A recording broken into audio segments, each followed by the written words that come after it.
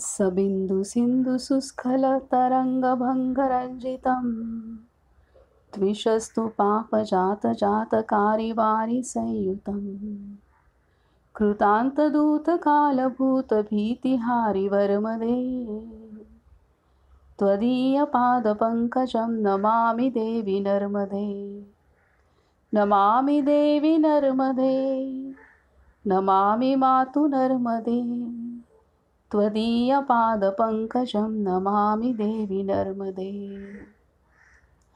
ॐ नमो जी आद्या वेद प्रतिपाद्या जय जय स्वसंवेद्या आत्मरूपा। सर्वांना नमस्कार आणि नर्मदे हर, नर्मदे हर, नर्मदे हर। आपण आता काल पाहिलं शूलपाणी या तीर्थासंदर्भात जो इतिहास घडला तो इथे सांगितला जातो।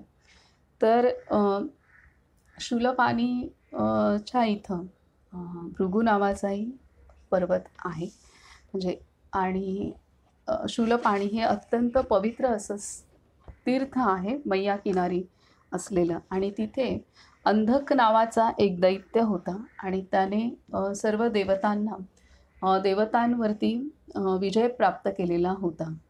आणि आता त्या अंधकाला त्याची शक्ती कशी, त्याचा प्रभाव कसा दूर करायचा या संदर्भात सर्व देवता ब्रह्मदेवाकडे गेल्या आणि ब्रह्मदेव आता श्री विष्णूकडे आलेले आहेत आणि विष्णूंनी निश्चय केला की आपण अंधकाशी त्याची जी शक्ती आहे ती दूर करून जे देवतांचं राज्य त्यांना पुन्हा प्राप्त करून द्यायचं।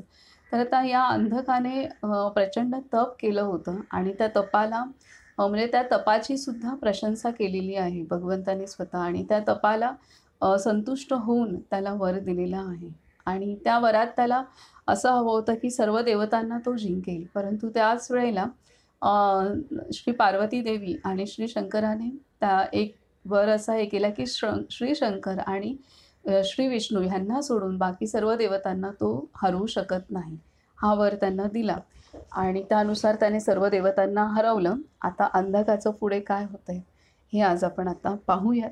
तर आजचा अध्याय आहे अध्याय 48वा, अंधकवध तसेच वरप्रदान वर्णन। अंधकवध तसेच वरप्रदान वर्णन। ओम नमो नर्मदाये। उत्तानपाद उवाच कस्मिन् स्थाने वसत् देव सो अंधको दैत्यपुंगवः सर्वान् देवांश्च निर्जित्य कस्मिन् स्थाने समास्थितः। उत्तानपादने विचारले, हे देव, श्रेष्ठ दैत्य अंधक कोणत्या ठिकाणी वसतो? सर्व देवांना पराभूत करून तो कोणत्या स्थानी स्थित आहे? श्री महेश्वर वदले, हे राजा त्या दानवाने जेथे शिरकाव केला आहे ते कथन करतो। पाताळ लोकाचा आश्रय घेऊन तो कन्यांचा विनाश करत होता। भगवान श्री केशवाने त्याला तिथे राहत असलेले जाणून धनुष्य घेऊन आग्नेय अस्त्र सोडले, ज्यामुळे तो जळून जाईल। आग्नेय अस्त्र पाहून अंधकाने सुद्धा वारुण अस्त्र सोडले, ज्यामुळे आग्नेय अस्त्र शांत झाले। त्या दैत्याने विचार केला, बाण कोणी सोडला? ही पौरुषी शक्ती कोणाची? कोण यमलोकात जाईल? त्यानंतर अंधक रागाने युद्धास बाण मार्गाने निघाला। त्या बाणमार्गात धनुष्य हाती घेतलेल्या जनार्दनाला पाहून अंधक म्हणाला, माझ्याकडे दृष्टिक्षेप टाकायला लाज नाही वाटत? मला चुकून तू जाऊ शकत नाही। जसा सिंहाला पाहून हत्ती व मांजराला पाहून उंदीर जाऊ शकत नाही, तसे तूही पळून जाऊ शकणार नाही। तुला मी कठोर यमलोकात पोहोचवेन। मी खरोखरच तुझे घर शोधतो आहे। खूप कालावधीनंतर युद्ध करण्यास सापडलास। तू पूर्वी ज्या दानवांना जिंकलेस ते पुरुष नसून स्त्रिया होत्या, पण मी तुमच्याबरोबर शस्त्रयुद्ध करणार नाही। दानव राजाचे कठोर बोलणे ऐकून श्री विष्णू क्रोधित झाले नाही। श्री विष्णूला श्री विष्णूला युद्धात तत्पर नसलेला पाहून दानवाने द्वंद्व युद्धाचा विचार केला. राजा युधिष्ठिर असा निश्चय करून तो युद्ध करू लागला. तत्क्षणी श्रीकृष्णाद्वारा चरण प्रहाराने ताडित असा तो पृथ्वीवर पडला.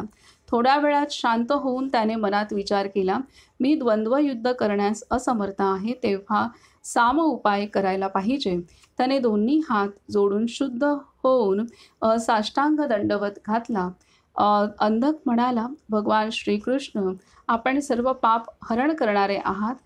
विजयी श्री विष्णू, आपणास नमस्कार असो. हे जगद्धात्री ऋषिकेश, महास्वरूप अच्युत, आपणास नमस्कार असो. पद्मनाभ, आपणास नमस्कार असो. कमलधारी जनार्दन, श्रीशाय, श्रीपती, पितांबरधारी गोविंद, क्षीरसागरी शयन करणारे, आपणास नमस्कार असो. भयंकर मुखवाले नृसिंह, धनुर्धारी श्री विष्णू, श्वेतवर्णी शंखचक्र गदाधारी, आपणास नमस्कार असो. वामनरूपी यज्ञरूपी, आपणास नमस्कार असो.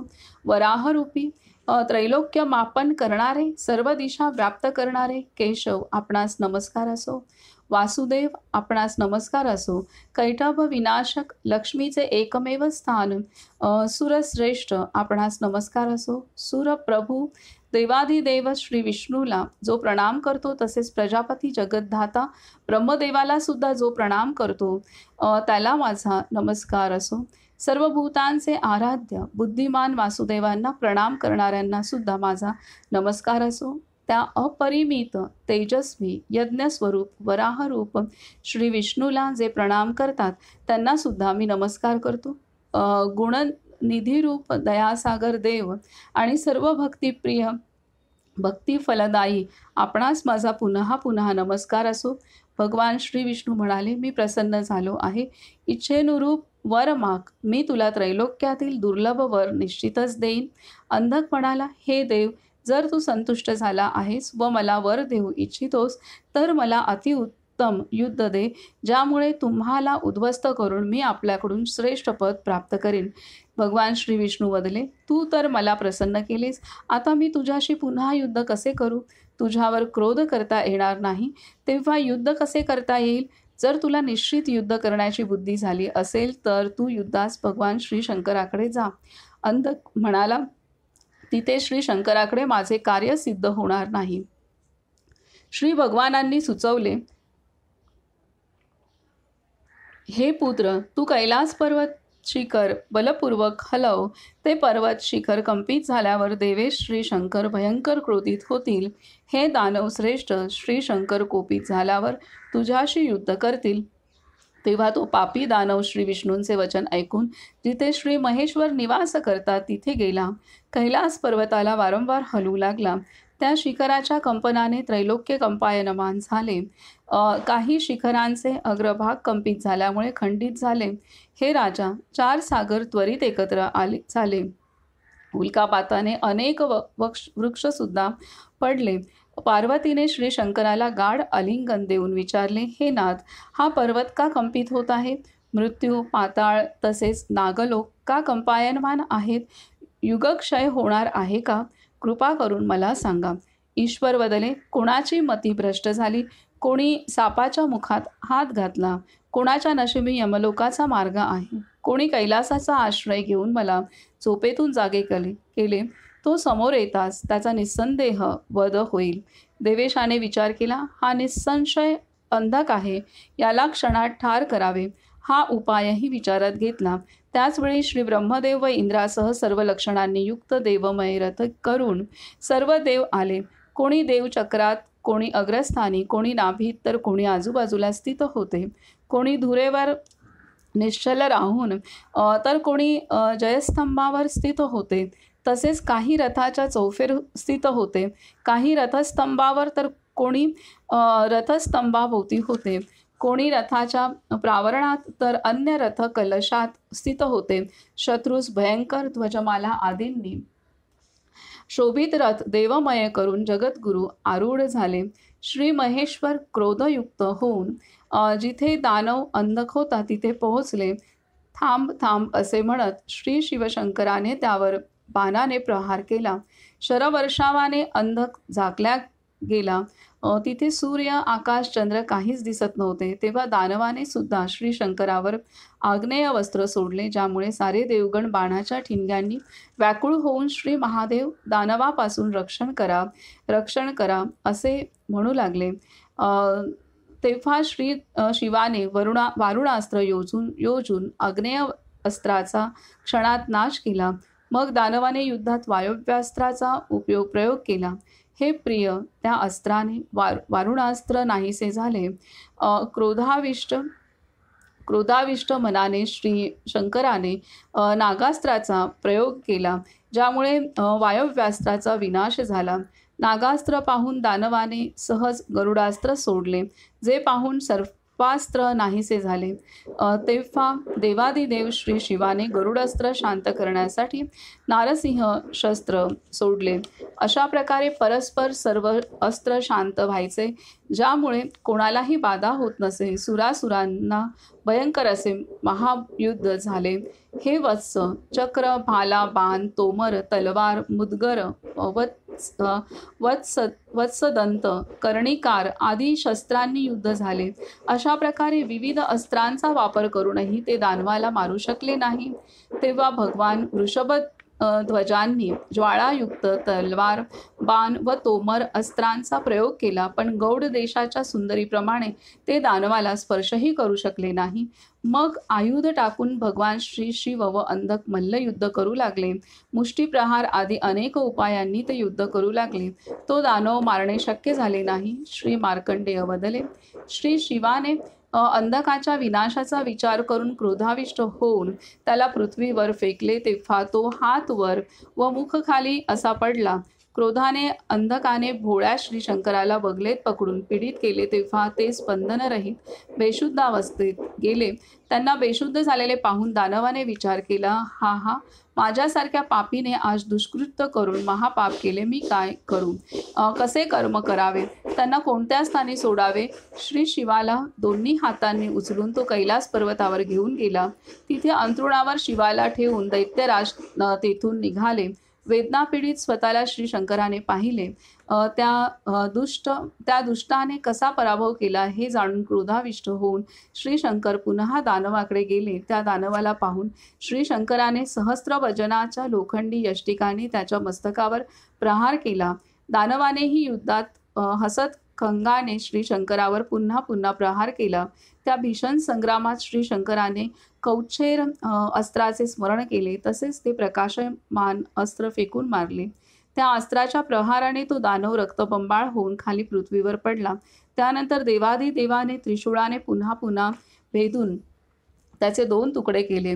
शूलाग्रावर स्थित तो पापी चक्रासमान फिरू लागला.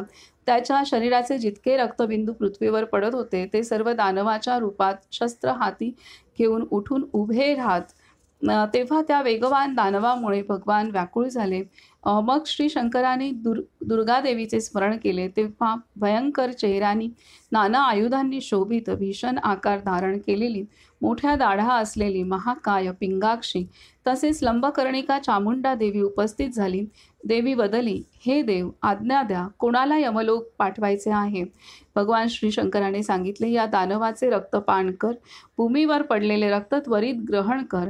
हे सुंदरी, दानवाचा संहार करण्यासाठी असे सहाय्य कर. असे ऐकून दुर्गाने रक्त पिण्यास आरंभ केला. हजारो दानवांना श्री शंकराने मारले. अंधकाने सुद्धा पृथ्वीवर पडलेल्या त्या दानवांना पाहून सर्वोत्तम वाणीने देवादिदेव श्री महेश्वराची स्तुती केली. अंधकाने प्रशंसा केली, हे देवादिदेव श्री महेश, अर्धनारी नटेश्वर, श्री महादेव, श्री शिव, सर्वस्वरूप, त्रिगुणात्मक, नंदीश्वरारूढ, भालचंद्रधारी, खडवांग हस्तधारी, गंगाधर, आपणास माझा नमस्कार असतो. हाती डमरू व कपालमाला धारण केलेले कामदेवाचे देहविनाशक श्री महेश्वर देव, आपणास माझा नमस्कार असो. पुष्णदंत पातकारी गणनाथ, आपणास नमस्कार असो. जयस्वरूप देही रूपरहित बहुरूपक रूपधारक आपणास नमस्कार असो. हे श्री शंकर ब्रह्मदेवाच्या सुद्धा शिराचा विनाश करणारे, सदा स्मशानात निवास करणारे, नित्य भयंकर रूप धारण करणारे, सर्वव्यापी, आपण सर्वांचा करता व हर्ता, आपण भूमी, आपण दिशा, आपण बृहस्पती, आपण शुक्राचार्य, आपण सूर्यपुत्र शनी आहात. हे देवेश, आपण भूमिपुत्र मंगळ तसेच नक्षत्र ग्रह आदी सर्व आपणच आहात. त्या दानवाने भगवान श्री महेश्वराची स्तुती केली. हात जोडून मस्तक झुकवून नमस्कार केला. ईश्वर बदले, परमशक्तिशाली दानव, मी प्रसन्न आहे, वर माग. अंधकाने सांगितले, देवेश, जर आपण प्रसन्न आहात तर असा वर द्या की मी आपल्यासारखा भस्मधारी, जटाधारी, त्रिनेत्र आणि त्रिशूळधारी, चतुर्भुज, व्याघ्र चर्म परिधान करता तसेच नागयज्ञोपवीतधारी होऊ इच्छितो. ईश्वर बदले, हे अनघ, आज मी तुला वर देतो ज्याची तू याचना केली आहेस. पुत्र, तू माझ्या गणात भृंगीश नावाचा गण म्हणून प्रतिष्ठित होशील. हा श्रीस्कंद पुराणातील रेवाखंडाच्या पूर्व भागातील अंधकवध तसेच वरप्रदान वर्णन नावाचा 48वा अध्याय पूर्ण झाला. तर इथे त्यांनी दिलंय की अंधकाने सांगितले, देवेश, जर आपण प्रसन्न आहात तर असा वर द्या की मी आपल्यासारखा भस्मधारी, जटाधारी, त्रिनेत्र आणि त्रिशूळधारी, चतुर्भुज, व्याघ्रचर्म परिधान करता आणि नाना यज्ञोपवीतधारी होऊ इच्छितो. ईश्वर बदले, हे अनक, आज मी तुला वर देतो ज्याची तू याचना केली आहेस. पुत्र, तू माझ्या गणात भृंगीश नावाचा गण म्हणून प्रतिष्ठित होशील. तर अशा रीतीने हा स्कंद पुराणातील रेवाखंडाच्या पूर्व भागातील अंधकवध तसेच वरप्रदान वर्णन नावाचा 48वा अध्याय पूर्ण झाला. तर इथे अंधकाला स्वतः श्री शंकराने त्याला त्याच्याशी युद्ध केले आणि तो त्यांना शरण आलेला आहे. आणि शरण आल्यानंतर मात्र अंधकाची इथे युद्धात हारले तरी फायदाच आहे. भगवंताशी युद्ध केलं आणि हारलो तरी ते उद्धारकच आहे. अशी लीला भगवंतच करू शकतो. मानवी युद्धात हरल्यानंतर नुकसानच आहे आणि जिंकल्यानंतर पण नुकसानच असतं, कारण अनेक त्याच्यामध्ये नुकसान झालेलं असतं. जिंकल्यानंतर राज्य प्राप्त होतं, पण ते प्राप्त करत असताना कितीतरी नुकसान झालेलं असतं. तर इथे आहे, पण इथे भगवंताशी युद्ध केलं आहे. तर अंधकाला शेवटी भगवंत, तू माझ्या गणात भृंगीश नावाचा गण म्हणून प्रतिष्ठित होशील, हे त्याचा उद्धारच झाला. असं आहे, दानवी वृत्तीतनं तो बाहेर पडला, ही गोष्ट आहे. आणि त्यांच्या गणामध्ये त्याचा प्रवेश झालेला आहे. तर असं हे अंधकवध तसेच वरप्रदान वर्णन नावाचा अध्याय पूर्ण झाला. आता पुढील अध्याय आहे अध्याय 49वा, शूलभेदोत्पत्ती महात्म्य वर्णन. शूलभेदोत्पत्ती महात्म्य वर्णन. अजून शूलपाणी ह्या तीर्थाचंच चालू आहे. शूलपाणीवरती खूप अध्याय झाले. तिथे 4 अध्याय आपण वाचले. आता अध्याय 49वा, शूलभेदोत्पत्ती महात्म्य वर्णन. ओम नमो नर्मदाय. श्री मार्कंडेय उवाच, अंधकं निहत्थाय देवदेवो महेश्वरः उमया सहितो रुद्रः कैलास समगमन गम.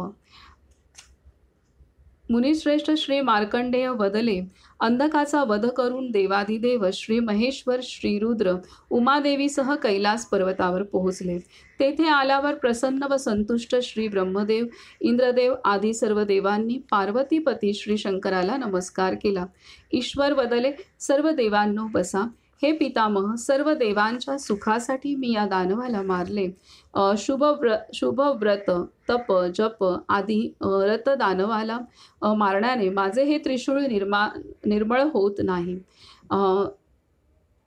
आता त्रिशूळाने त्यांनी हे केलं, मारलं होतं. तर इथे सांगतायत की शुभव्रत, तप, जप आदी रत दानवाला मारण्याने माझे हे त्रिशूळ निर्मळ होत नाही. हे चतुर्मुख, मी उत्तम तीर्थयात्रा करू इच्छितो. तुम्ही सर्व माझ्याबरोबर चला. सर्वप्रथम देवादिदेव प्रभास क्षेत्री पोहोचले. आता दानवाला मारल्यामुळे भगवंताचं त्रिशूळ हे पवित्र निर्मळ होईना असं श्री शंकरांना जाणवलं आणि त्यामुळे ते त्रिशूळ निर्मळ करण्यासाठी यात्रेला निघालेत सर्व देवतांसह. तर हे राजा, प्रभास आदी गंगासागराच्या मध्यभागी स्थित सर्व तीर्थात स्नान करूनही निर्मळता प्राप्त झाली नाही, तेव्हा ते देवांसह श्री नर्मदा तटी गेले. व्रतप्रेमी श्री शंकराने देवांसह उत्तर दक्षिण तटावर स्नान केले. तेथून श्री नर्मदाच्या दक्षिण तटी पर्वतावर स्थित भृगु तीर्थावर गेले. श्री महादेवाने भ्रमण करून थकल्यावर सर्व देवांसह तेथेच विश्रांती घेतली. ते स्थान सर्व देवांना मनोहर वाटल्यामुळे ते विशिष्ट स्थान मानून देव श्री महेश्वर तेथे स्थित झाले. तिथे श्री शंकराने स्वतःचे त्रिशूळ पर्वतात भेदल्यामुळे पृथ्वीतल भिन्न झाले. तसेच त्रिशूळ सर्वात निर्मळ निर्लेप झाले. यात किंचितही लेप दृष्टिगोचर नव्हता. तिथे देवांद्वारा आवाहन केलेली महापुण्यशालिनी सरस्वती नदी पर्वतातून प्रकट झाली. त्रिवेणी संगमाप्रमाणे तिथे दुसरा शुभ्र सरस्वती संगम तयार झाला. तिथे साक्षात श्री ब्रह्मदेवाने श्रेष्ठ श्रेष्ठ ब्रह्मेश लिंगाची स्थापना केली. ते शिवलिंग पुण्यप्रद व सर्व दुःख विनाशक आहे. त्याच्या दक्षिणेकडे स्वतः जनार्दन श्री विष्णू निवास करतात. तसेच त्यांच्या चरणाग्र भागात गंगा सदा निवास करते. कुंडाच्या मध्यभागी स्थित जलाचा अन्य कोणता मार्ग नाही. श्री शंकराने कुलाग्राने रेष ओढली तेव्हा ते जल वाढले आणि महानदी श्री नर्मदेकडे गेले. हे महापुण्यदायी जललिंग चक्रतीर्थ आहे. हे महापुण्यदायी जललिंग चक्रतीर्थ आहे. त्या शूलभेद तीर्थात श्री शिवाने विधिपूर्वक स्नान केले. स्नान केल्यावर श्री शंकराने स्वतःला शुद्ध तसेच निर्मळ झाल्याचे मानले. त्याच्या उत्तरेला स्वतः देवादिदेव जगद्गुरु शूलपाणी भगवान श्री शंकर प्रतिष्ठित आहेत. ते तीर्थ सर्व तीर्थात परमश्रेष्ठ तसेच सर्व देवमय आहे. हे सर्व पापहारी तसेच सर्व दुःखहारी पुण्यप्रद उत्तम तीर्थ आहे. त्या तीर्थात देवादिदेव जगद्गुरु श्री शंकराला प्रतिष्ठापित करून शतरक्षपाल व अष्टविनायकांनाही तेथे नियुक्त केले. 108 रक्षपाल त्याचे प्रयत्नपूर्वक रक्षण करतात. जो श्रद्धारहित तिथे राहू इच्छितो त्याला अनेक विघ्न येतात. कोणी कुटुंब चिंतेत तर कोणी कृषी कार्यात व्यग्र असतात. कोणी समायोजनात तर कोणी द्रव्यार्जनात रत असतात. कोणी दिव्यवाद करतात तर कोणी नित्य हिंसापरायण असतात. कोणी परस्त्रीत आसक्त असतात तर अन्य दुसऱ्याच्या जीवाचे विघातक असतात. काही लोक तीर्थयात्रेत जाऊन काय फायदा असा विचार करतात. क्षुधापीडित भार्या, पुत्र, नोकरी, प्रेम आदी मोहपाशात मानवांना देवगण गुंतवतात. पापासक्त मनुष्याला तिथे स्नान प्राप्त होत नाही. देवांचे अनुचर सदैव त्या तीर्थाची रक्षा करतात. ते पवित्र आचरणवाले पुण्यात्मा धन्य आहेत, ज्यांना सरस्वती भोगवती विशेषतः देवनदीत गंगा स्नान मिळते. त्रिवेणीतील गंगा यमुना संगमाप्रमाणे हा संगम पुण्यदायी आहे. हे तीर्थ पाहून सर्व देव प्रसन्नचित्त झाले. ते सर्व श्री शंकराजवळ जाऊन उत्तम वर्णन करू लागले. हे देवेश, हे श्रेष्ठ तीर्थ गया तीर्थासमोर नाही. हे तीर्थ अत्यंत गुप्त व परमपुण्यदायी आहे. असे तीर्थ न झाले न होईल. इंद्रदेवादी तसेच अप्सरागण, यक्ष, किन्नर, गंधर्व, दिक्पाल, लोकपालांनी सुद्धा सर्व सुरासुर गणांनी, सर्व सिद्धांनी, नागांनी नृत्य, गीत तसेच स्तोत्रांनी शूलपाणी श्री महेश्वर विधिपूर्वक पूजित होऊन इथे प्रतिष्ठापित झाले. राजा श्री शंकराने शूलाग्राने जिथे भेदले तिथे आजही देवांनी पुरवलेले 3 आवर्त दिसतात. हे नृपश्रेष्ठ, जेथून महाध्वनी येतो असे श्रेष्ठ 3 कुंड आहेत. ते सर्व पापविनाशक दुःखनाशक आहेत. त्या तीर्थात उपवासपरायण मनुष्याने स्नान केल्यास दीक्षारहित मंत्ररहित असूनही तो 1 वर्षाच्या पापातून मुक्त होतो. जे 5 मंत्रांनी विधिपूर्वक स्नान करतात ते वेदोक्त सद्योजातम वामनाय नमः, नमो अघोरेभ्योथ तत्पुरुषाय विद्महे ईशानः सर्वविद्यानां या 5 मंत्रांनी किंवा दशाक्षर मंत्राने किंवा ओम नमः शिवाय या षडाक्षर मंत्राने किंवा 3 अक्षर मंत्राने उच्चारणपूर्वक स्नान करतात, त्या तीर्थात श्री ब्रह्मा, श्री विष्णू, श्री महेश या तिन्ही देवांचे ध्यान करून स्नान करावे. ओम नमो भगवते शिवाय हा दशाक्षर मंत्र जपून जे जल प्राशन करतात ते श्रेष्ठ लोकात जातात, जिथे देव श्री महेश्वर निवास करतात. केदार क्षेत्र आणि रुद्रकुंडात जलप्राशनाचा तसाच महिमा आहे. पंच पंचरेफयुक्त मंत्र ओम त्र्यंबकम यजामहे सुगंधिम पुष्टिवर्धनम उर्वारुकमिव बंधनान मृत्युर्मुक्ष्यमामृतात आणि क्षकार मंत्र ओंकार मिश्रित व सुरपूजित असून उल्लेखनीय आहे, जो जितेंद्रिय शूलभेद तीर्थात विधीपूर्वक स्नान करून तिळमिश्रित जलाने पितृदेवतांचे तर्पण करतो, त्याच्या कुळातील आधीच्या 10 पिढ्या व नंतरच्या 10 पिढ्या तरतात. गया आदी पंचस्थानी श्राद्ध केल्यावर जे फळ मिळते ते शूलभेद तीर्थक्षेत्री निसंशय मिळते. जो भक्तिभावाने विधीपूर्वक दान देतो त्याचे पुण्य पाप फल पितृकार्यात गयाशिराप्रमाणे पुण्यप्रद असते. ज्याप्रमाणे पितृकार्यात गयाशिर पुण्यदायक आहे, त्याप्रमाणे स्नान, दान, तर्पण आदी कार्यात शूलभेदतीर्थ पुण्यप्रद मानले जाते. तिथे भक्तिभावाने सुवर्ण, गाय, जमीन, तीळ दान करावे.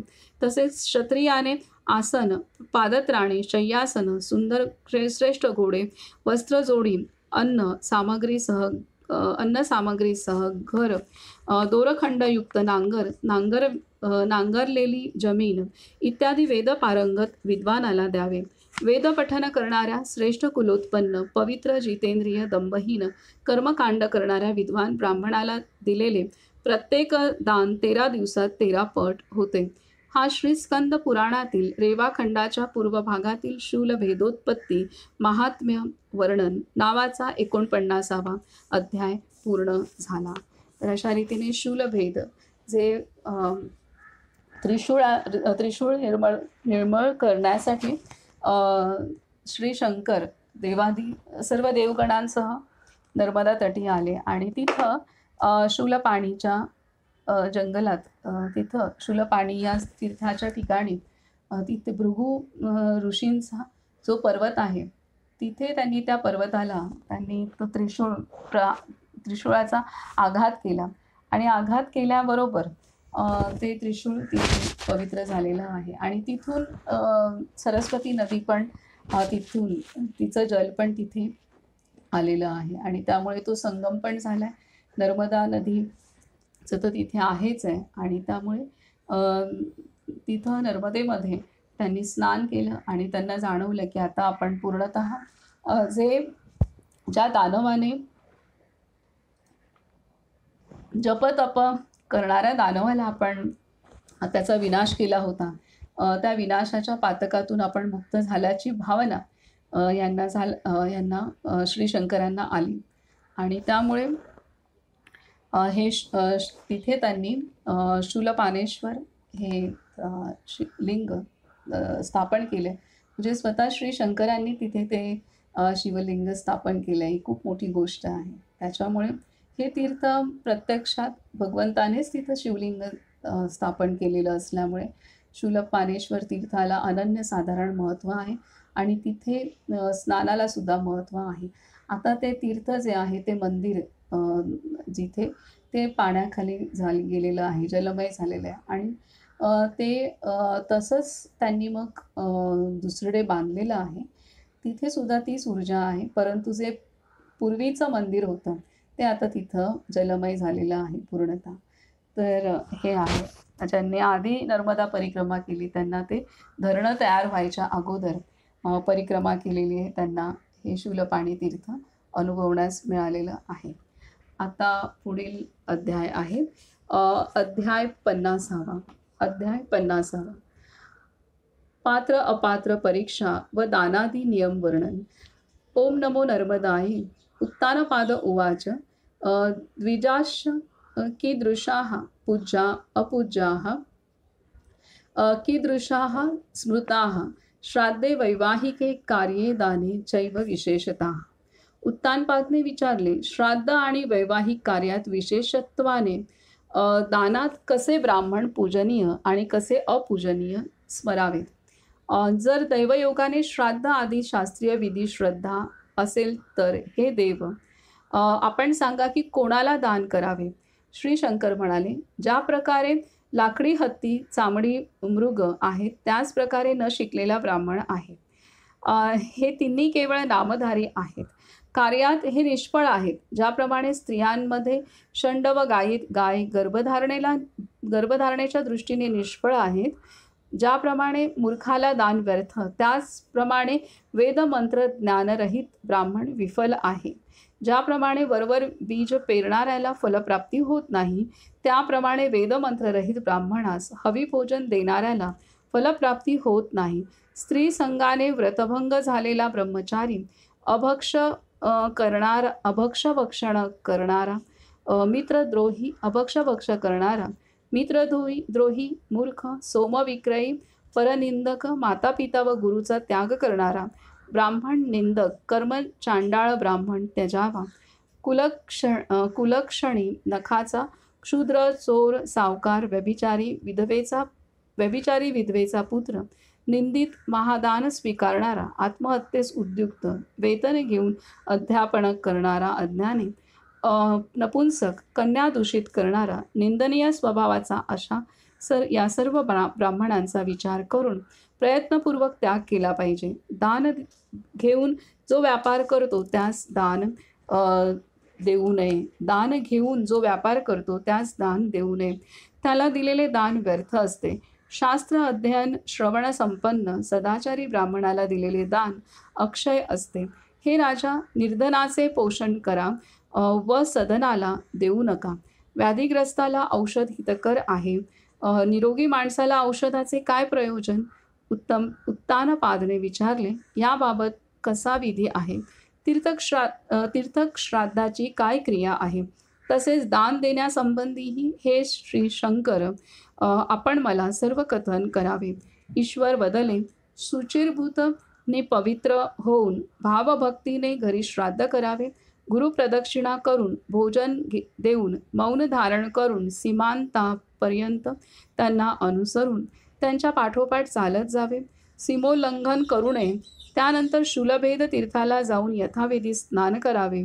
जो क्रमशः हव्य कव्य आदी पंचस्थानी देवपितृकार्य करतो, खीर मध तुपाने पिंडदान करतो, त्याचे पितृगण अनेक वर्ष तृप्त राहतात.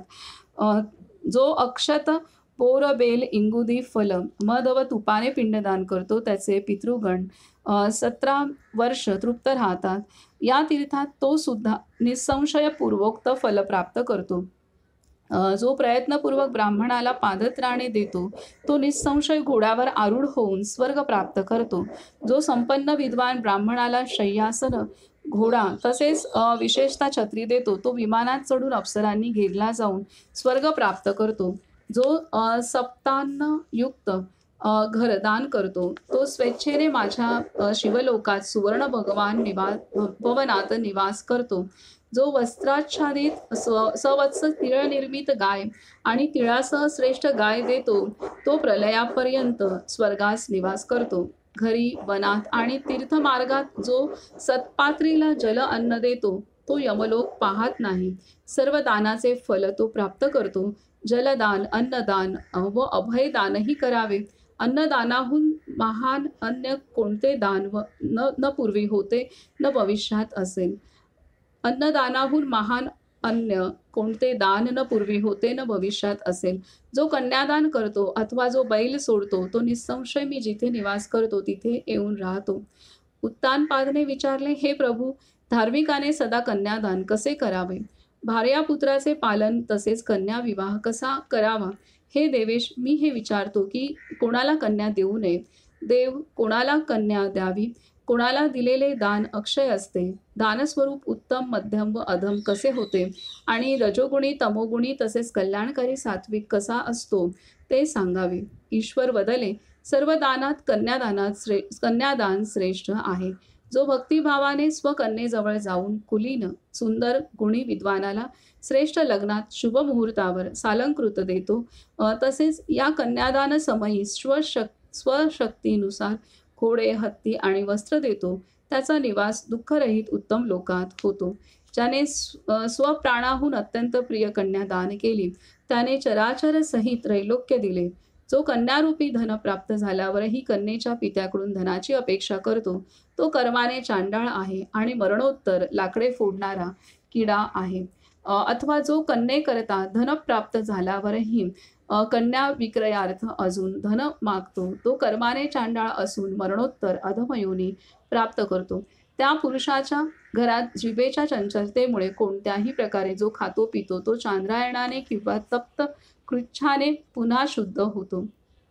उत्तानपादने प्रश्न केला, ज्याच्या घरी धन नाही, केवळ कन्याच आहे, त्या कारणास्तव त्या पुरुषाने याचना केली नाही, तर कन्या विवाह कसा होईल? ईश्वर वदले, हे राजा, धनाशिवाय कन्येचे नाव घेऊन कन्येचा विवाह संस्कार केल्यास तो दोषजनक नाही. ते जवळ जाऊन दान दिले जाते. जे जवळ जाऊन दान दिले जाते ते उत्तम दान आहे. युगांत होतो, पण त्या दानाचा अंत होत नाही. जवळ जाऊन दिलेले दान उत्तम, बोलावून दिलेले दान मध्यम व मागितल्यावर दिलेले दान साधारण असते. द्या द्या असे वारंवार सांगितल्यावर दिलेले दान निकृष्ट आहे. ज्या प्रकारे दगड बांधून टाकल्यावर दोन्ही बुडतात, त्या प्रकारे अपात्र दिलेले दान नष्ट होते, सफल होत नाही. किती चांगले सांगितले त्यांनी. जे जवळ जाऊन दान दिले जाते ते उत्तम दान आहे. युगांत होतो, पण त्या दानाचा अंत होत नाही. जवळ जाऊन दिलेले दान उत्तम, बोलवून दिलेले दान मध्यम व मागितल्यावर दिलेले दान साधारण असते. द्या द्या असे वारंवार सांगितल्यावर दिलेले दान निकृष्ट आहे. ज्या प्रकारे दगड बांधून टाकल्यावर दोन्ही बुडतात, त्या प्रकारे अपात्र दिलेले दान नष्ट होते, सफल होत नाही. म्हणून असमर्थाला दान देऊ नये. असमर्थाला दिलेले दान देणारा घेणारा दोघांचेही अधःपतन करते. समर्थ स्वतःला तसेच देणाऱ्यालाही जलातील शुष्क काष्टाप्रमाणे तारतो. नौके समान विद्वान ब्राह्मण भवसागर पार करून श्रेष्ठ तटावर नेतो. जो अग्निहोत्री ब्राह्मण धर्मभ्रष्टाकडून दान स्वीकारतो, तो जन्मात धर्मभ्रष्टासमान होऊन मरणोत्तर कुत्रा होतो आणि त्या अग्निहोत्री ब्राह्मणाला व्यर्थ दुःख होते. नीचाचे गुप्त कार्यसुद्धा निंदित आहे. तो भोजन देण्यायोग्य नाही. न मरता तो अग्नीत जळल्याप्रमाणे वेदना भोगतो. लज्जावश उदारतेच्या लोभाने शिवाय उपकारार्थ नोकराला दिलेले दान निष्फळ ठरते. हा श्रीस्कंद पुराणातील रेवाखंडाच्या पूर्व भागातील पात्र अपात्र परीक्षा व दानादी नियम वर्णन नावाचा 50वा अध्याय पूर्ण झालेला आहे. इथे आपण जे स्वतःहून दान देतो, न सांगता न मागता आपल्या आतून येतं, ते दान उत्तम आहे. आणि जे बोलावून दिलं, आपल्याला कोणी बोलावलं आणि मग देतो, ते दान मध्यम आणि मागितल्यावर, म्हणजे आपल्याला बोलावलंय आणि आपल्याला जाणीव झाली की हां, इथे दान द्यायला पाहिजे, तेव्हा ते मध्यम दान आहे. आणि मागून जे दान आपण कोणी आपल्याला मागितलं आणि दान देतो, तर ते दान साधारण सांगितलेलं आहे. आणि द्या असे वारंवार सांगितल्यानंतर दिलेलं दान निकृष्ट आहे. हे तर श्रेष्ठ दान हे आहे की आपल्याला आतून वाटतंय आणि आपण तिथे देतोय. आणि दुसरं महत्त्वाचं सांगितलेलं आहे की अन्नदान हे सर्वश्रेष्ठ दान आहे आणि याची तुलना कशाचीच होऊ शकत नाही. सर्वश्रेष्ठ दान अन्नदान. आणि त्यानंतर कन्यादान हे श्रेष्ठ दान सांगितलेले आहे. आणि कन्यादान करताना यथाशक्ती त्या कन्येसाठी त्या पित्याने कन्येला काही द्यावं असं. आणि नसेल द्यायचं ऐपत तरी सुद्धा काही हरकत नाही, परंतु कन्येच्या पित्याकडून पैसे मागणं हे अत्यंत चुकीचं आहे, हे आपलं शास्त्र सांगतंय. त्यामुळे जर पाहिलं तर आपल्या शास्त्रामध्ये हुंडा पद्धती ह्याचा पूर्णतः निषेधच आहे, किंबहुना ते पापकर्म आहे हे स्पष्ट दिलेलं आहे. ते त्याची गती आपली, त्या कर्माची गती आपली, म्हणजे ते अयोग्य कर्म ह्यामध्येच मांडलं गेलेलं आहे.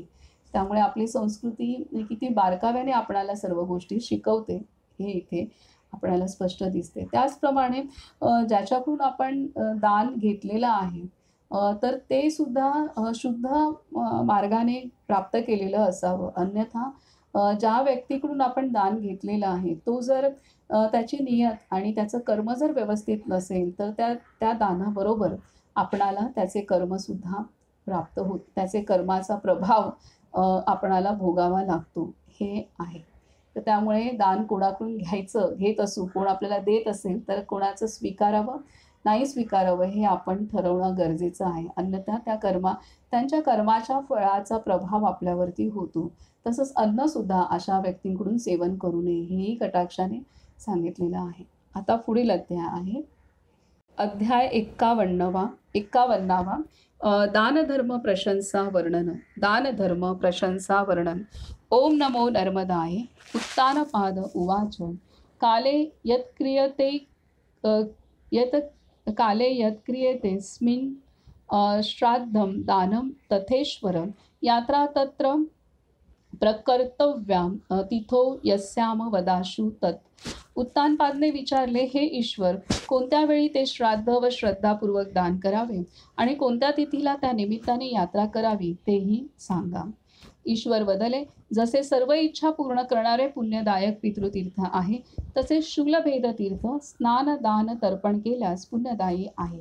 विशेषतः सर्व युगाच्या मुख्य तिथीला श्राद्ध करावे. वत्स मन्वंतराच्या मुख्य 14 तिथींसंबंधी ऐक.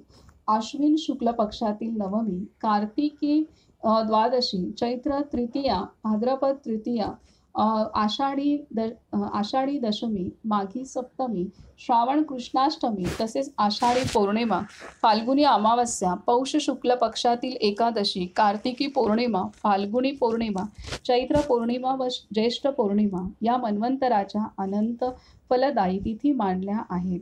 उत्तर दक्षिणायनाच्या प्रारंभीही श्राद्ध करावे.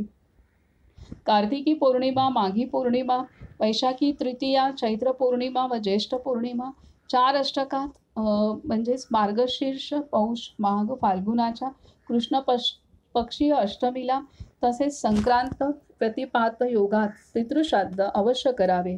हा सर्व श्राद्धाचा काळ शास्त्रानुसार आहे. या काळात दिलेले दान अक्षय मानले जाते. चैत्र शुक्ल पक्ष एकादशीला उपवास करून श्री विष्णूचरणी स्थित राहून रात्री जागरण करावे. धूप दीप नैवेद्य माळा आणि चंदन आदी पूजा सामग्रीने श्री विष्णूची जे पूजा करतात शिवाय श्री विष्णू संबंधी कथा श्रवण करतात ते विष्णू लोक प्राप्त करतात. जो ब्राह्मण ऋग्वेद, यजुर्वेद, सामवेद मंत्रात सांगितलेले सूक्त जपतो तो सर्व पापमुक्त होऊन विष्णू लोकात जातो.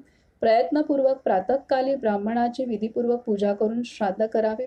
नंतर शक्तीनुरूप गाय, पृथ्वी, वस्त्र आदी वस्तू दान कराव्यात. प्रलयापर्यंत त्याचे पितृगण तृप्त राहतात आणि श्राद्धाचे अनुष्ठान करणारा विष्णू लोकात जातो. त्यानंतर त्रयोदशीला गृहावासी लिंगाचे दर्शन करावे.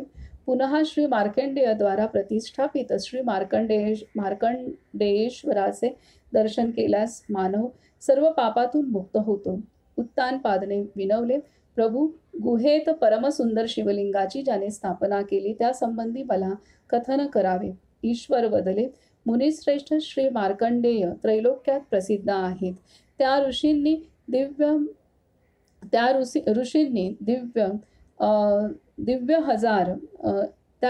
दिव्य हजार वर्षांपर्यंत महाकठोर तप केले. योगाभ्यासाचा आश्रय घेऊन श्री मार्कंडेय ऋषींनी गुहेत प्रवेश करून श्री मार्कंडेयेश्वर नावाच्या लिंगाची स्थापना केली. जो भक्तिपूर्वक स्नान करून इंद्रियांवर ताबा मिळवून उपवास करत रात्री जागरण करतो, प्रयत्नपूर्वक दिवा लावतो, त्याने भगवान श्री शंकराची पंचामृताने स्नान घालून विधीपूर्वक प्राप्त सामग्रीने यथाशक्ती पूजा करावी. ब्राह्मण आदींनी स्वशाखेच्या मंत्राचा जप करावा. 8000 किंवा 108 गायत्री मंत्राचा जप करावा. 8000 किंवा 108 गायत्री मंत्राचा जप करावा. नृपश्रेष्ठ, हे सर्व करून तो जन्माचे फल प्राप्त करतो. चतुर्दशीला स्नान करून विधीपूर्वक पूजा करून सत्पात्र व्यक्तीची पारख करून दान केल्यास इच्छित श्रेय प्राप्त होते. त्याचे पितृगण निःसंशय 12 वर्ष तृप्त राहतात. दानकर्ता जिथे शाश्वत भोगप्राप्ती होते तिथे जातो. गुहेत प्रवेश करून शक्तिपूर्वक लोटक्रिया करावी. यामुळे निलगिरीत जे पुण्य मिळते ते सर्व इथे प्राप्त होते. जो अमावस्या पौर्णिमेला शूलबेद तीर्थात श्राद्ध करतो, विशेषतः जो चैत्र महिन्याच्या अंती श्राद्ध करतो, त्याचे पुण्यफल ऐक. केदार क्षेत्रात तसेच गंगासागर क्षेत्रात स्नान, दर्शन आदीने जे पुण्य मिळते आणि गंगा यमुना संगमात प्रयाग क्षेत्री अथवा गया आदी सर्व तीर्थांचे जे विशिष्ट पुण्यफल मिळते ते सर्व अमरकंटक पर्वत आदी तीर्थक्षेत्री सुद्धा प्राप्त होते. विधीपूर्वक मंत्रयुक्त जो पितृदेवांचे तर्पण करतो त्याच्या आधीच्या 10 व नंतरच्या 10 अशा 20 पिढ्या तरतात. नंतर दक्षिणेकडील मूर्ती सुचिरभूत होऊन शांतपणे न्यासपूर्वक 8 पुष्प अर्पण करावीत. शास्त्रात सांगितलेल्या 8 मानस पुष्पांनी दक्षिणामूर्तीत श्री शिवाचे पूजन करावे. ते 8 पुष्प ऐक. वारिज, सौम्य, आग्नेय, वायव्य, पार्थिव, वानस्पत्य, प्राजापत्य आणि शिवपुष्प याचे पृथक निर्णय ऐक. वारिज पुष्प जल आहे, तर सौम्य पुष्प मध, तूप व दूध आहे. धूप, दीप आदी आग्नेय पुष्प आहे. चंदन आदी वायव्य पुष्परूप आहे. कंदमुळे आदी पार्थिव पुष्प आहे. फळ वानस्पत्य पुष्प मानले जाते. वेदशास्त्र, श्रुती आदीचे पठण, श्रवण आणि मंत्रजप आदी प्राजापत्य शिवाय वेदविषयक वासनाच शिवपुष्प आहे. अथवा अहिंसा पहिले पुष्प, इंद्रिय निग्रह दुसरे पुष्प, दया तिसरे पुष्प, क्षमा चौथे पुष्प, ध्यान 5वे पुष्प, तप 6वे पुष्प, ज्ञान 7वे पुष्प आणि सत्य 8वे पुष्प आहे. या पुष्पांनी देव संतुष्ट होतात. कोणती फुलं व्हायची हे इथे सांगितले आहेत. स्थूल रूपातली पण फुलं सांगितलेली आहेत की ती कशी ह्या 8 देवतांना प्रसन्न करतात. तर वारिज, सौम्य, आग्नेय, वायव्य, पार्थिव, वानस्पत्य, प्राजापत्य आणि शिवपुष्प हे स्थूल रूपात कोणते पुष्प आहेत हे सांगितले. त्याच प्रकारे जर आपण भावनेतून आपण अर्पण करणार असू तर इथे सांगितलंय की अहिंसा पहिले पुष्प, इंद्रिय निग्रह दुसरे पुष्प, दया तिसरे पुष्प, क्षमा चौथे पुष्प, ध्यान 5वे पुष्प, तप 6वे पुष्प, ज्ञान 7वे पुष्प आणि सत्य 8वे पुष्प आहे. या पुष्पांनी देव संतुष्ट होतात. तपस्वी व ज्ञानी भक्तीने पूज्य आहेत. त्यांना छत्री, पादत्राणे दान करावीत. त्यांचे पूजन केल्यास श्री ब्रह्मा, श्री विष्णू, श्री महेश हे तिन्ही देव पूजित होतात. शूलपाणीत भक्तीने जपजाप्य करणारा मानव प्रलयापर्यंत स्वर्गलोकात निवास करतो. पंचामृत, पंचगव्य म्हणजेच गोमय, गोमूत्र, गोघृत, गोदुग्ध, गोदधी, यक्षकर्दम म्हणजे कंकू, अगरबत्ती, कस्तुरी, कापूर, चंदन, श्रीखंड तसेच नाना प्रकारच्या फुलांनी जे मानव श्री शंकराची पूजा करतात. रात्री दीपदान करून जागरण करतात.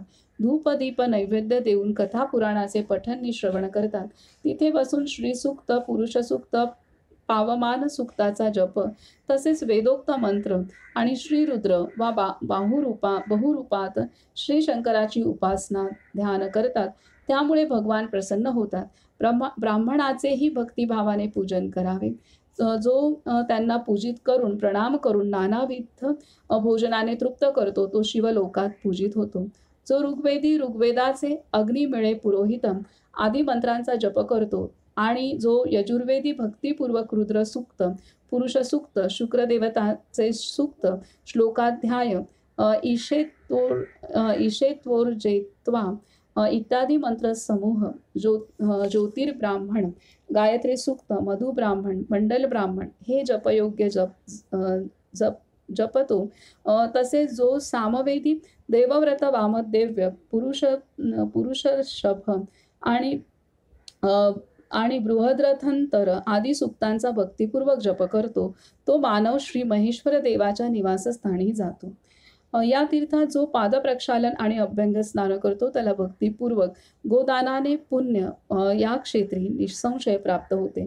जो तिथे मधुरखीर आदी भोजन ब्राह्मणाला देतो त्याला एका ब्राह्मणाला भोजन दिल्यावर करोड ब्राह्मण भोजन दिल्याचे पुण्य मिळते.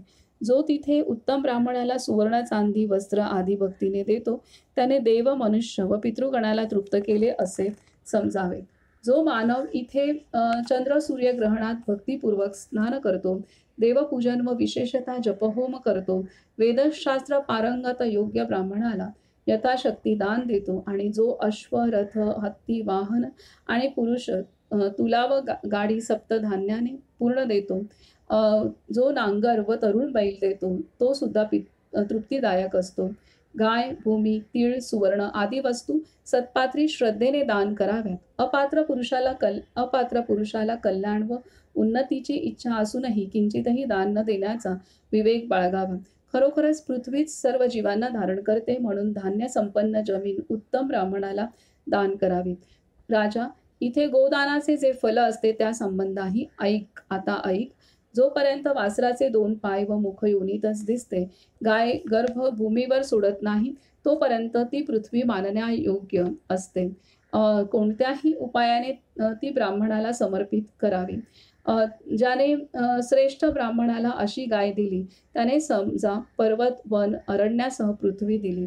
नियमपूर्वक दिलेली श्रेष्ठ गाय वंशाच्या मागच्या पुढच्या 21 पिढ्या तारतात. चांदीचे खूर व सुशोभित झुलीसहित अति दुभती गाय जो पुण्यात्मा सूर्यचंद्र ग्रहणात योग्य ब्राह्मणाला भक्तीने देतो, शेकडो वर्ष त्याच्या पुण्याची संख्याही जाणता येत नाही. हे राजा, सर्व दान मोजता येते, पण सूर्यचंद्र ग्रहणात केलेल्या दानाची संख्या तर अगणित आहे. राजा, जिथे गाय आहे तिथे निस्संदेह सर्व तीर्थे आहेत.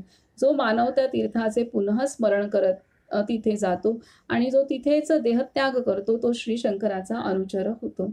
हा श्री स्कंद पुराणातील रेवाखंडाच्या पूर्व भागातील दान धर्म प्रशंसा वर्णन नावाचा 21वा अध्याय पूर्ण झालेला आहे. तर इथे अशा रीतीने गायी दानाचं महत्त्व, कोणाला करावं, करू नये, तसंच कोणाकडून ग्रहण करावं हेही आहे. आणि सत्पात्री दान करण्यास अत्यंत महत्त्व आहे. तसंच श्राद्ध विधी हा पण इथे सांगितलेला आहे की कधी करावा, कसा करावा, कुठे करावा. तीर्थाच्या ठिकाणी केलेलं अत्यंत पुण्यप्रद आहे हेही आपल्याला समजलेलं आहे. आणि शूलपाणी तीर्थ हे सुद्धा किंवा अमरकंटक सारखं तीर्थ किंवा मैयाच्या तटी विधी करणं हेही पुण्यप्रद आहे, हेही इथं लक्षात आलेलं आहे. आता आपण पुढील अध्याय पाहूया. अध्याय 52वा. वृक्षशृंग चरित्रात दीर्घतपा मोन्याख्यान वर्णन. वृक्षशृंग चरित्रात दीर्घतपा मोन्याख्यान वर्णन. ओम नमो नर्मदाय. ईश्वर उवाच अन्यदाख्यानकं वक्षे पुरावृत्तं नराधिप सकुटुंबो गतः सर्गम मुनिर्यत्र महातपः. ईश्वर वदले, राजा, अन्य प्राचीन एक आख्यान, जेव्हा महातपस्वी एक मुनी सहकुटुंब स्वर्गाला गेलेत ते मी तुला सांगतो, ऐक. उत्तानपादने विचारले, कुटुंबासहित ब्राह्मण महर्षी स्वर्गात कसे गेले? हे देव, मला खूप उत्कंठा आहे. स्वामी, आपण मला अवश्य सांगावे. भगवान सदाशिव बदले, पूर्वी चित्रसेन नावाचे प्रसिद्ध काशीराज झाले. ते महावीर, दानी, सुधर्मात्मा, सर्व कामना समृद्ध होते. ती काशी नगरी जनसंकीर्ण नाना रत्नांनी अलंकृत गंगा तटावर वसलेली वाराणसी नावाने प्रसिद्ध होती. शरद ऋतूतील चंद्रासमान निर्मळ विद्वानांच्या निवासाने विभूषित इंद्र पूजनार्थक स्तंभांनी पूर्ण, गुराखी व गायींनी वेढलेली, अनेक ध्वजांनी व्याप्त, तसेच वेदध्वनींनी निनादित, अनेकविध व्यापाऱ्यांनी क्रयविक्रय होत असलेली, यंत्रग्रह दानांनी व महामार्गांनी सुशोभित दिव्य मंदिर, आश्रम, वनयुक्त, अनेक फुलांनी रमणीय, केळीच्या खांबांनी शोभित, तसेच फणस, बकुळ, ताड, अशोक, आम्र याशिवाय राजवृक्ष, कवठ व डाळिंबांनी परिपूर्ण होती. वेदाध्यायन घोषाने पवित्र झालेली ती मंगल नगरी होती. त्या वाराणसीत उत्तरेकडे अतिसुंदर एक मोठा आश्रम होता. तिथे त्रैलोक्यात प्रसिद्ध मंदार वृक्षाचे वन होते. अत्याधिक वृक्ष अन पुष्पांनी युक्त असल्यामुळे त्याला मंदारक म्हणतात. तिथे दीर्घतपा नावाचे महर्षी राहत होते. अतितप केल्यामुळे त्यांना दीर्घतपा म्हणतात. ते तिथे सपत्नीक पुत्र व सुनेसह राहत होते. त्या महर्षींचे 5 पुत्र प्रयत्नपूर्वक त्यांची सेवा करत. त्यांच्या 5 पुत्रांमध्ये लहान पुत्र महातपस्वी ऋक्षशृंग होता. तो वेदाध्ययन संपन्न, ब्रह्मचारी, गुणी, योगाभ्यासात मग्न आणि नित्य कंदमुळे व फळे सेवन करणारा होता. आश्रमात मुनी मृगांच्या कळपात तो मृग रूपात राहत होता.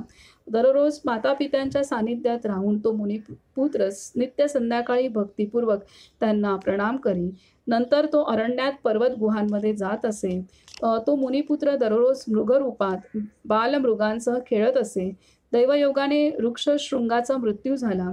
हा श्रीस्कंद पुराणातील रेवाखंडाच्या पूर्व भागातील ऋक्षशृंग चरित्रात दीर्घतपा मुन्याख्यान वर्णन नावाचा 52वा अध्याय पूर्ण झाला.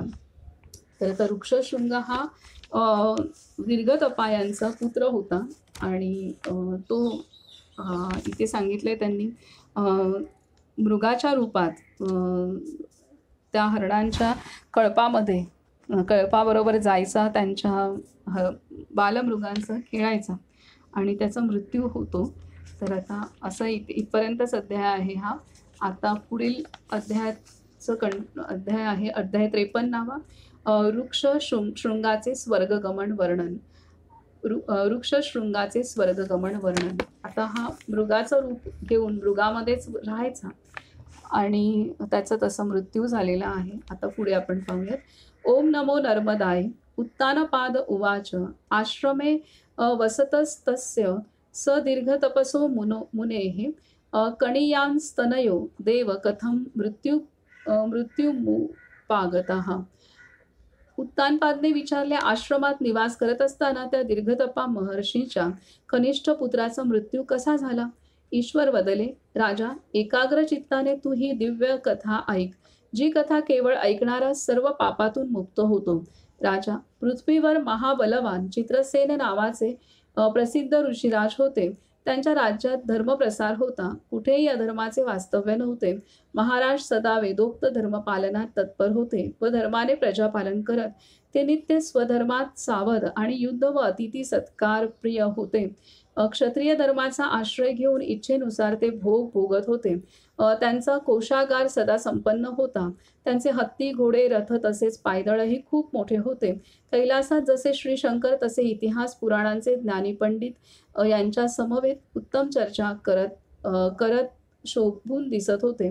अशा प्रकारे ते राज्यपालन करत असताना एकदा त्यांच्या बुद्धिमान मंत्र्याला म्हणाले, मी शिकारीला जातो, राज्य पालनात तुम्ही सावध राहा. मंत्र्याने आश्वासन दिले. आपण जावे. तेव्हा महाराज वनात गेले. त्यांच्या अधीन मांडलिक अन्य राजे सुद्धा घोड्यावर स्वार होऊन छत्राला छत्र घासत राजा पाठोपाठ अरण्यात गेला. हत्ती घोड्यांच्या पायाने उठणाऱ्या धुळीने दिशा व सूर्यमंडलासह सर्व दृश्य जग झाकले गेले.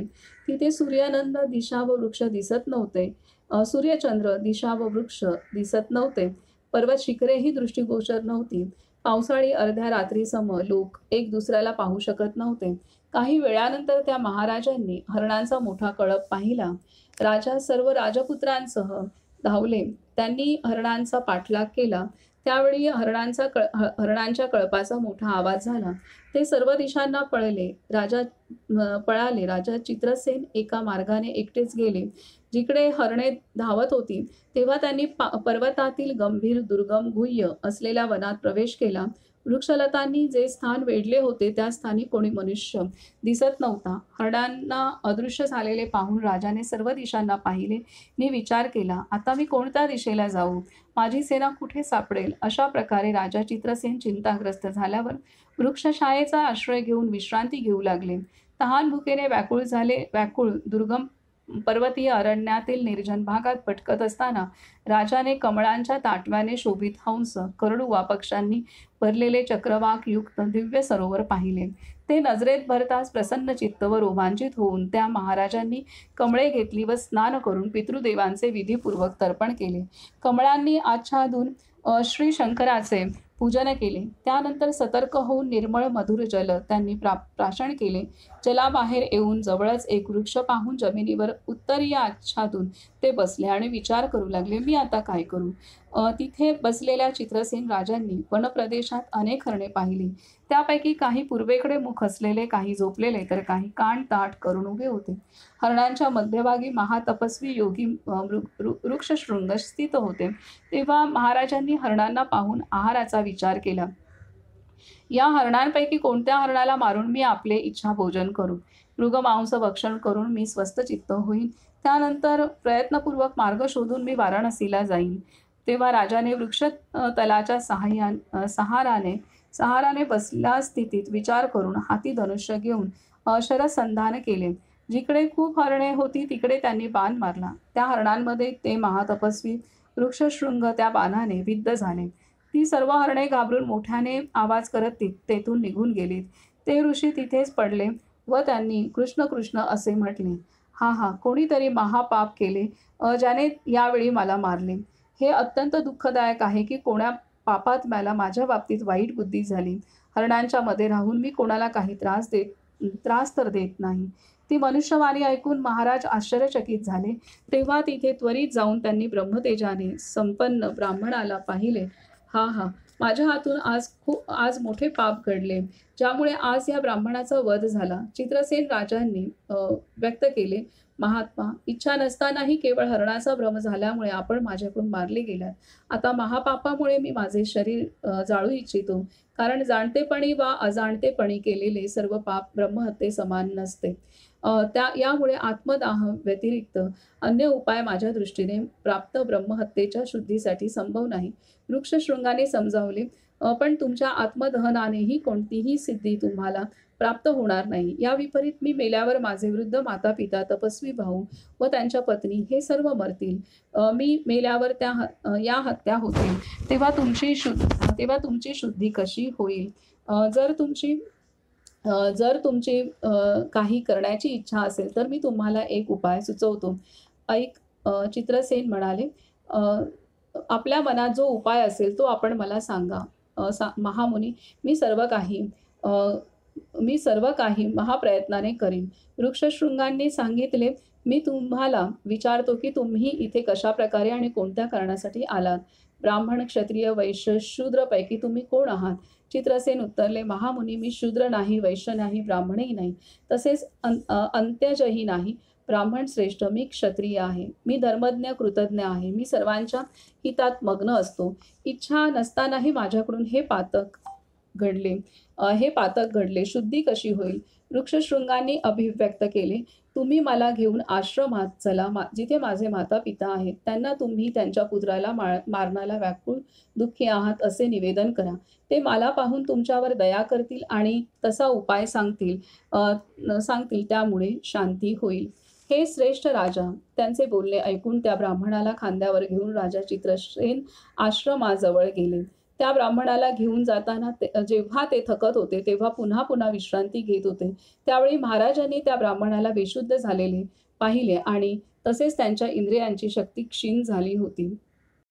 त्यावेळी चित्रसेन राजांनी त्या ब्राह्मणाला वटवृक्षाच्या सावलीत ठेवले आणि वस्त्राची चौघडी करून त्याला सतत वारा घालू लागले. राजेंद्र, त्या राजाला पाहताच महातपस्वी वृक्षशृंग, जे योगाचे जाणकार होते, ते ध्यानयोगाने पंचत्वात विलीन झालेत. विधिवत कर्म करून राजाने त्या ब्राह्मणावर दाहसंस्कार केले. स्नान केल्यावर शोकाने व्याकुळ होऊन महाराज एकसारखा विलाप करू लागले. हा श्रीस्कंद पुराणातील रेवाखंडाच्या पूर्व भागातील वृक्षशृंगाचे स्वर्गगमन वर्णन नावाचा 53वा अध्याय पूर्ण झाला. तर अशा रीतीने इथे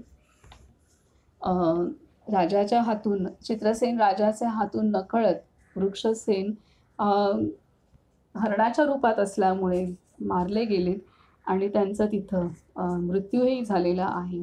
आता पुढील अध्याय आपण पाहूयात की अध्याय 54वा, दीर्घतपा मुनींचे स्वर्गारोहण वर्णन. आता इथं आपल्या आश्रमात घेऊन जात असतानाच इथे वृक्षशृंग ह्यांचा मृत्यू झालेला आहे आणि त्यांचा अग्निसंस्कार सुद्धा चित्रसेन राजांनी केलेला आहे. आता पुढे काय होते आपण पाहूयात. दीर्घतपा मुनींचे स्वर्गारोहण वर्णन. ओम नमो नर्मदाय. ईश्वर उवाच. प्रत्याशानन्तरं राजा जगमोद्वेगम् उत्तमं कथं यामि गृहं त्वद्य वाराणस्यामहं पुनः. ईश्वर बदले. त्यानंतर राजाच्या मनात अतिशय भीती निर्माण झाली. मी आज पुन्हा वाराणसीत घरी कसा जाऊ? ब्राह्मण हत्या समाविष्ट निज शरीर अग्नीत हवन करू अथवा मुनिवचनानुसार त्या आश्रमात जाऊन सर्व निवेदन करू असा विचार करून ते नृपोत्तम आश्रमाजवळ पोहोचले व त्या वृक्षशृंगाच्या अस्थी घेऊन त्या शुद्धांतकरण महर्षींच्या दृष्टीमार्गात स्थित झाले. दीर्घ तपा वदले यावे, आपले स्वागत आहे, या आसनावर बसावे. इथे बसल्यावर विश्वर आसनासहित अर्घ्य सामग्री व मधुपर्क तुम्हाला देतो. राजा चित्रसेनांनी पाहिले. सांगितले, महर्षी, मी आपल्या अर्घयोग्य नाही, मी तर संवाद साधण्यायोग्यही नाही. हरणांच्या कळपात स्थित आपल्या ब्राह्मण पुत्राला मी मारले. हे ब्राह्मण पुत्रविद्ध केलेल्या मला कठोर दंड द्या. महातपस्वी ब्राह्मण वृक्षशृंगाला मृगभ्रमाने मी मारले. श्रेष्ठ मुनी, हे जाणून आपण माझ्याशी यथोचित व्यवहार करा. राजाचे ते बोलणे ऐकून माता व्याकुळ होऊन घराबाहेर गेली. हा मी मारले गेले असे म्हणून जमिनीवर कोसळली. अति दुःखाने व्याकुळ पुत्र शोकाने पीडित होऊन विलाप करू लागले. हा पुत्र मला मारले. कुररी पक्षाप्रमाणे माता दीनपणे विलाप करू लागली. वत्स, तू मला सोडून गेल्यास मला तुझा चेहरा दाखव. या मातेचा आदर कर. शास्त्र श्रवण अध्ययन संपन्न जपहवनात तत्पर असा तू घराच्या दारात आलेला मी केव्हा पाहीन. लोकोक्ती ऐकली आहे की चंदन अति शीतल असते, पण पुत्राच्या शरीराचा आलिंगन स्पर्श चंदनापेक्षाही शीतल असतो. जर मानवाचे शरीर पुत्र अंगाच्या स्पर्शास पात्र असेल तर चंदन, अमृत बिंदू व चंद्रमाचे काय प्रयोजन. परमप्रिय पुत्र, मी तुला आलिंगन देऊ इच्छिते. तुझ्या विना मी दुःखित होऊन मरून जाईन. अशा प्रकारे दीन विलाप करत पुत्र शोकाने पीडित माता बेशुद्ध झाली व जमिनीवर पडली. पुत्र शोक पीडित स्वपत्नीला पाहून ते महर्षी दीर्घतपा तिथे राजा चित्रसेनांवर क्रोधित झाले. दीर्घतपा म्हणाले, महापापी राजा, जा, तुमचे तोंड दाखवू नका. माझ्या ब्राह्मण पुत्राचा तुम्ही कोणत्या इच्छेने घात केला? राजा, तुम्हाला खूप ब्रह्महत्येचे पातक लागेल. माझ्या कुटुंबासमोर तुम्ही मृत्यू म्हणून उपस्थित झालात. असे म्हणून ब्राह्मण पुन्हा विचार करू लागले. क्रोधत्याग करून मुनिभाव जागृत करून ते शांतपणे बोलले. दीर्घ तपा म्हणाले, पुत्र, तुम्ही भयत्याग करा. पुत्र शोकाने पूर्ण व दुःखाने संतप्त होऊन मी तुमच्याशी कठोर शब्द बोललो. हे मानद स्वकर्माने प्रेरित होऊन बुद्धिमान मनुष्य सुद्धा काय क्रिया करतो. बुद्धिमान मनुष्याची बुद्धी निश्चितच पूर्वकर्माचे अनुसरण करणारी असते. या विधानाने माझा मृत्यू ही विहित आहे. तुम्हाला पूर्वी सांगितलेल्या हत्या निश्चितच होतील. ब्राह्मण, क्षत्रिय, वैश्य यांपैकी किंवा शूद्र व चंडाळ जातीपैकी तुम्ही कोण आहात? तुम्ही मला सत्य सांगा. तुम्ही ब्राह्मणाला का मारले तेही सांगा. राजा चित्रसेनांनी सांगितले, ब्राह्मण, मी आपणास प्रार्थना करतो, आपण मला क्षमा करा.